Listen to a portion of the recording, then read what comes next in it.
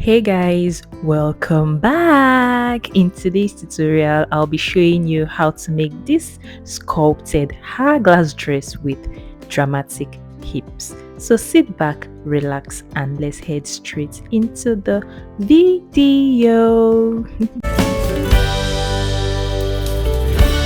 So guys, here's my own full complete pattern, but I'm going to be using this miniature pattern to show you how I did all I did on my adult pattern. But bear in mind that everything I say is what I did on my own actual pattern. So if I say, oh, I measured 3 inches somewhere, that is what I also did on my own actual pattern. So guys, this is my front pattern, and this is my back pattern block. So we'll be starting with the front. So I'm just going to move the front to the center.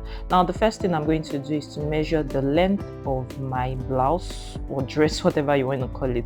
So I'm doing about 28 inches for my own. So I'm just going to label that my hem line. So this line here is my armhole line, my waistline, hip line, and all the way to my hem line. So for a tighter fit, because if you look at the blouse or dress, you'd see that it is fitted closely to the body.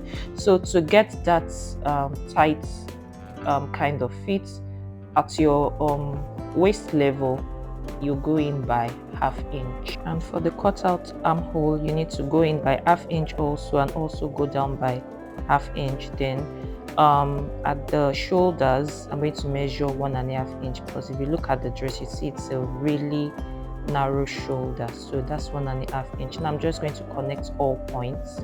So connect from there to the shoulder, and then from there back to my waist and all the way to my hip line.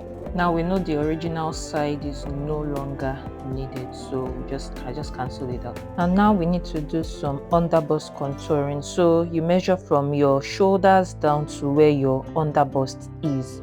So for me it's 14 inches, so I'll just mark that. Now from each dart leg, measure 1/2 inch out, and that is what I'm currently doing. So once you have that marked out, you reconnect that back to the bust point with a curved line as I've been doing. Then once you're done, you also draw the legs back to your waist, so where your dart stops at the waist. So yeah.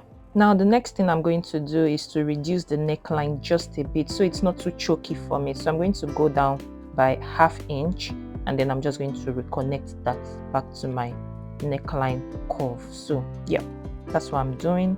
Now the next thing will be to draw in my princess dart line, as you can see on the dress. So from my across chest level, that is it there, I'm going to go down by 1/2 inch. So you can do 1/2 or 3/4 inch, whichever one is fine by you.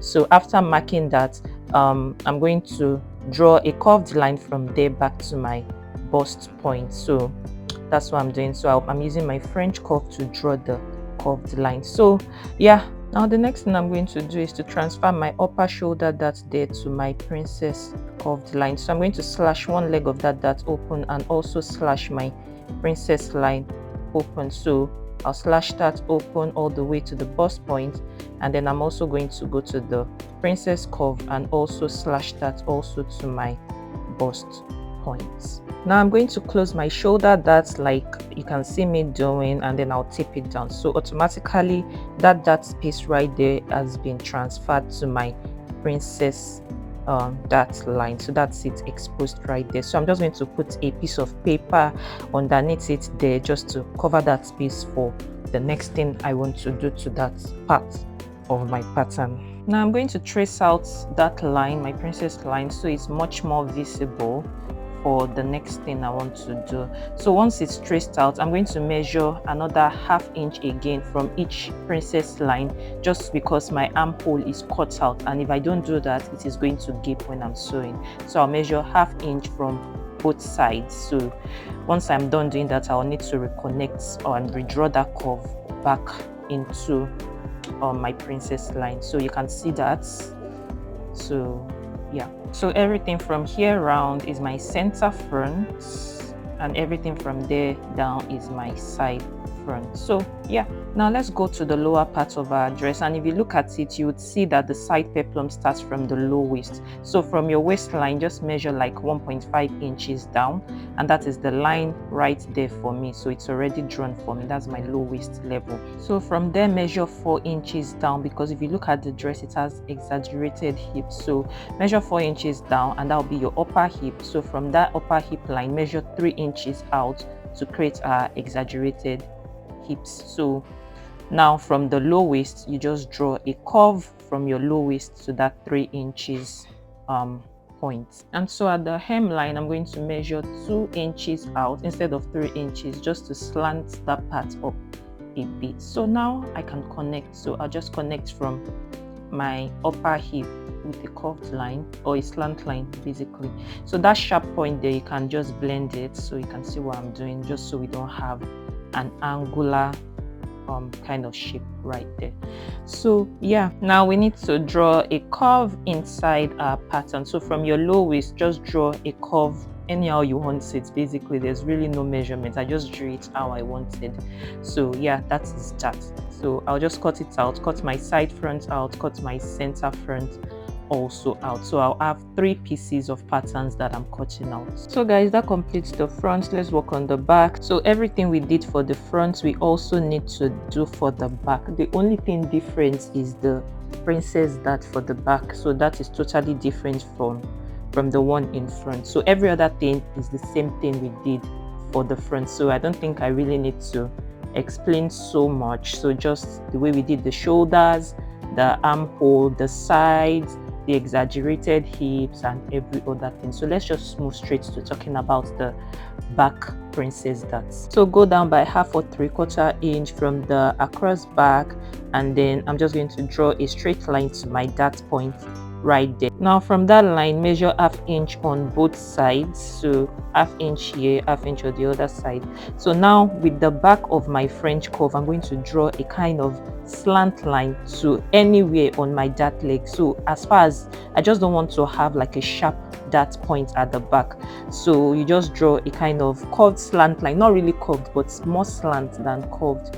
So you got the drift. So that is that from there. So yeah, everything from there will be the center back, and everything from here will be the side back. So that's the difference between the back princess dart and the front princess dart. So I'm just going to go ahead to do the exaggerated hips and every other thing, so we can move straight to the next thing we need to work on. And these are my cut out back pieces. So now we need to do more work on the side peplum. So yeah, right, so bring the front side peplum and back side peplum together. These are the 2 of them. So now I'm going to, that's the side, so just to note, so I'm going to put the sides together right there, because if you look at the dress, you would see that it is not, the side peplum is cut together, both front and back are cut together, so there's no seam. You're not sewing any side seam at that part. So we need to place the 2 side seams together. So I placed a new piece of paper on the table, and then just drew a straight line, just so I can have a reference point to place both my sides, front and back sides together, so you can see what I'm doing. So just a slight overlap right there.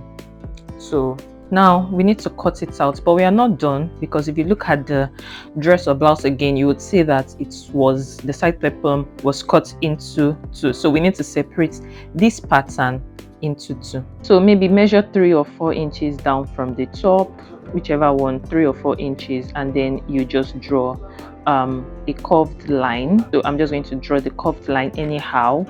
There's no roll, so just as far as you can, you're able to divide this into 2. So yeah, and now we are still not done, because if you go cut out like this is what you get. So look at my mock-up, look at that side, that is what you get, and that is not what we are aiming for. So to get the actual shape we are aiming for, we need to take out all of that space in the middle right there. So I'm going to remove all my tapes from both the front and the back, and so I can place both together, as you can see me do. Now that's done. So now I'm just going to cut out the excess bits of paper all around this. So yeah, now I'm just going to place a little piece of paper at the top there, just so that I can blend that upper part, so we can join both front and back together with a smooth line. So yeah, so we can just cut that out and that completes it. So that upper part also, we can blend it out just a little bit, just so it's not so sharp.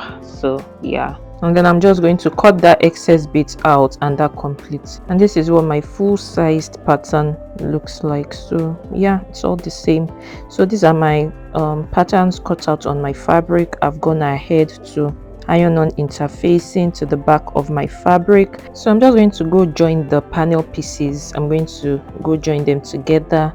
And guys, I'm going to be cutting out a lot of the sewing, so apologies in advance. I will just be showing you the most important parts of the sewing, so the video is not so long.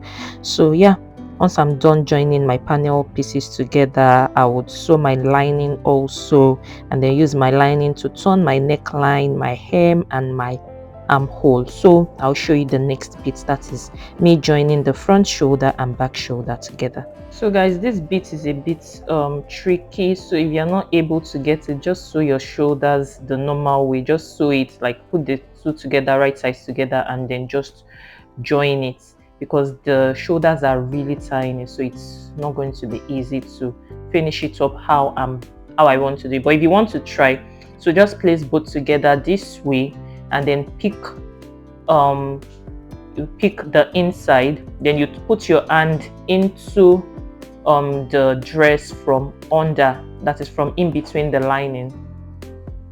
So look at that. So I'm holding that at the tip right there. So once I put my hand into the dress from inside, I'll use that to pull that inside. So I don't know if you got what I explained, but if you got it, this is where I'm at. So I'm just going to align everything together, and then I'll pin it down and then just sew by ½ inch. If you don't get it, if you are not able to get it, just sew your sides, your shoulders normally. Now that's sewn, and now I'm just going to take my pin away and then pull from inside. So yeah, and that's the finished part of the shoulder. Now I'm just going to go join the sides, and then we can now work on the side peplum. So now for the side peplum, I need to join the two pieces together. So I already used my lining to turn the hem. I also ironed on interfacing to that. So for the upper part of the peplum, I ironed on interfacing to both the lining and the fabric, but for the lower part, just the fabric. So now I'm just going to sew the two together, and once I'm done, it should look like this. So it should look like that. So I'm just sewing the curve now. So right, so when I'm done, see, this is it, and this is what it looks like. So yeah, that was what I was trying to explain. Now we just need to attach it to our cutout side, the side of our dress. So yeah, that is it right there.